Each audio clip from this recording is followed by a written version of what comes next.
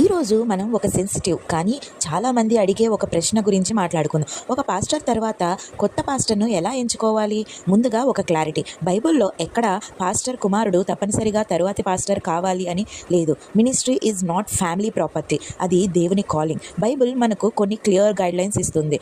ఒకటి, spiritual qualifications. 1 తిమోతికి రాసిన పత్రిక 3వ అధ్యాయం అండ్ తీతుకు రాసిన 1లో చెప్పినట్టు pastor character, lifestyle, teaching ability, humility చూసుకోవాలి. Second point, God's calling. Pastor అనేది ఒక డివైన్ కాలింగ్, కేవలం ఎడ్యుకేషన్ లేదా ఫ్యామిలీ బ్యాక్గ్రౌండ్ వల్ల కాదు. దేవుడు పిలుస్తున్నాడా లేదా అనేది చర్చ్ లీడర్స్ మరియు కాంగ్రిగేషన్ ప్రేయర్ ద్వారా తెలుసుకోవాలి. 3, congregation and elders role.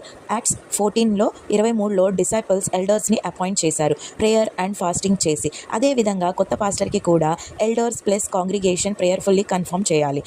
4, gifts and service record. ఒక వ్యక్తి ఇప్పటికే చర్చ్లో ఎలా సర్వ్ చేస్తున్నాడో చూడాలి.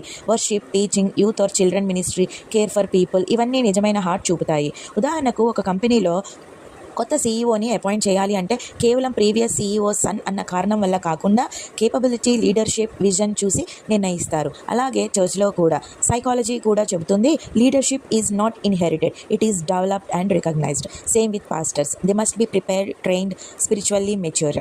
Church is not a family business. కొత్త పాస్టర్ దేవుని పిలుపుతో, బైబిల్ చెప్పిన క్వాలిటీస్తో, కాంగ్రిగేషన్ ప్రేయర్ఫుల్ అగ్రిమెంట్తో ఎంచుకోవాలి. పాస్టర్ చేంజ్ అంటే ఒక స్పిరిచువల్ ట్రాన్సిషన్, కేవలం టైటిల్ ట్రాన్స్ఫర్ కాదు. ఫ్రెండ్స్, మీరు ఏమనుకుంటున్నారు? చర్చ్లో కొత్త పాస్టర్ని ఎంచుకోవడంలో ఏ క్వాలిటీస్ ఇంపార్టెంట్ అనిపిస్తాయి? కామెంట్స్లో చెప్పండి. ఈ వీడియో నచ్చితే లైక్ చేయండి, షేర్ చేయండి. ఇంకా ఇలాంటివి తెలుసుకోవడానికి సబ్స్క్రైబ్ చేయడం మర్చిపోవద్దు.